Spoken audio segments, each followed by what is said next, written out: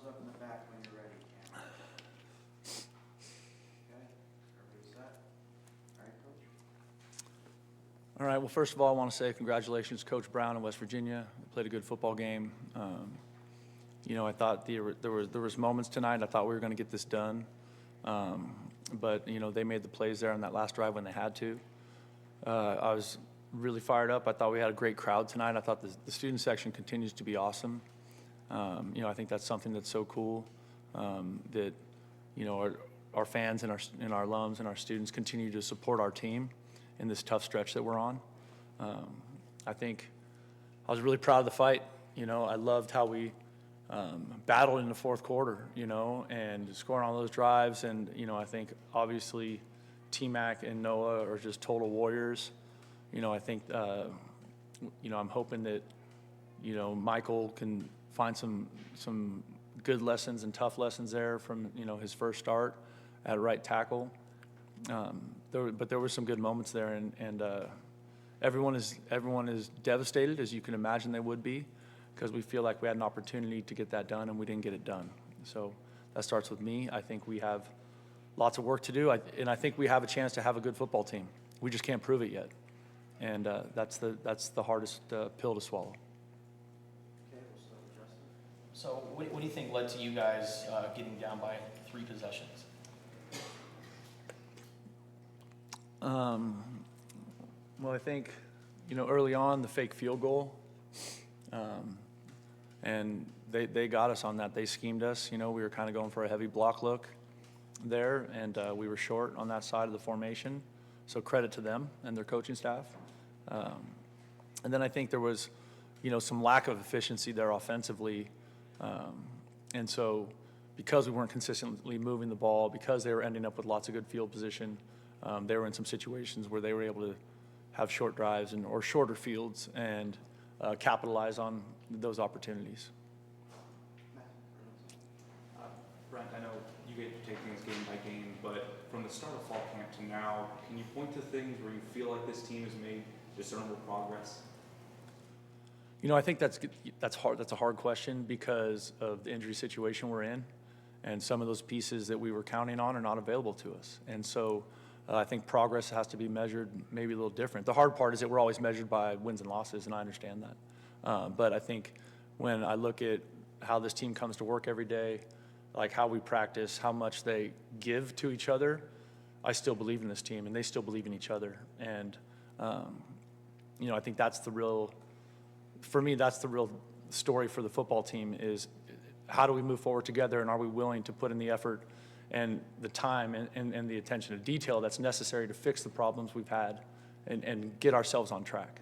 And you mentioned that last week as well how much it meant to you to have the alumni back, the fans in the stands. You mentioned in your opening statement tonight, but do you try to block it out when you see people clearing out in the third quarter, early fourth quarter? What is that visual for you like at that point?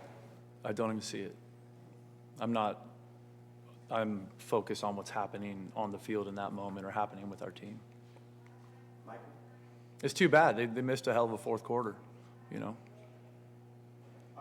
West Virginia was 11 for 20 combined on third and fourth down, and one of those was a kneel down at the end, so really 11 for 19. What is the key to getting a team off the field in situations like that where you guys maybe came up a little short? Yeah, I think that's a killer, right? Because we had that 3rd and 9 there with we had 2:14 left maybe in the game. If we could have gotten off the field, that would have given us a chance to have a nice clock drive. We had plenty of time. We had the 2-minute warning coming. That's why I was burning those timeouts before that to try and get them stopped before the 2-minute warning, still preserve the 2-minute warning to stop the clock. I think it's a combination. It's a combination of, can we get pressure on the quarterback and can we hold up in the back end?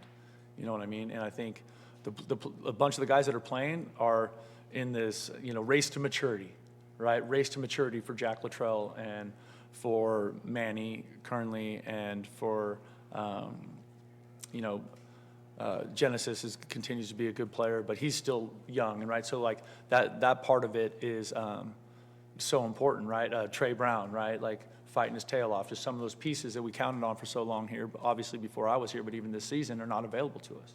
And so those young guys have to continue to accelerate that, and hopefully some of those tough lessons they learned today will pay off next weekend. Ryan? There were at least 3 or 4 times where you guys were called for offsides. Was it a snap count, a silent count? What was throwing them off? What was getting them? Yeah, I thought they did. I thought they were really creative with their cadence, and I think they did a heck of a job. The poise of their offensive front and their quarterbacks, and so it was a delayed cadence off a clap, and sometimes it mixed it with motion, and so they did a really good job with that. It was impressive. It's still not okay. That's still crazy. Like, we need to be better than that. We can't have 3 offside penalties in a game. And is there a big difference in defending a left-handed passer to a righty? I don't think so. He played good. Like that kid played well. I was impressed by him. So assessment of T-Mac and how you guys were able to move him around and allow him to be effective tonight. Yeah, I think a lot of that started that we protected the passer better tonight. So I give those guys credit, and I give the offensive staff credit because it seemed like Noah had a little bit more time tonight. We didn't give up as many sacks, and we were able to distribute the ball a little bit more clean. And I thought Noah did a great job of using his feet to create and find some throwing lanes to deliver some good passes. It was there was some really impressive stuff from both of them down the stretch. And then on the second pass where Noah dropped it, was that designed or was that just T-Mac just being instinctive? Yeah, that was T-Mac just being instinctive. So it seemed like the offense was most effective when they would go into like kind of backyard football play or even just the improvised plays. Is that something that happened that you see during practice, or is that something that just happened in the game? Well, I think there's always some of that when there's a little bit of scramble, and because of Noah's athleticism and his ability to deliver, like the touchdown pass he threw to Sam. I thought he did an incredible job because he kind of got flushed to the left a little bit, and it looked like he was about to run, and then he set his feet real quick and drilled it down the middle. So his ability to deliver the ball quickly and create a little bit with his feet obviously can be an asset. As you mentioned, the wins and losses are the bottom line. That's what you're going to be measured by. But when you see something like Noah Fafita, who's not the biggest player in the field, running through about 3 defenders to score a touchdown, what does that say to you about him and the effort that your team is? Well, I think that, we're down 3 touchdowns in the fourth quarter, I think. That's right.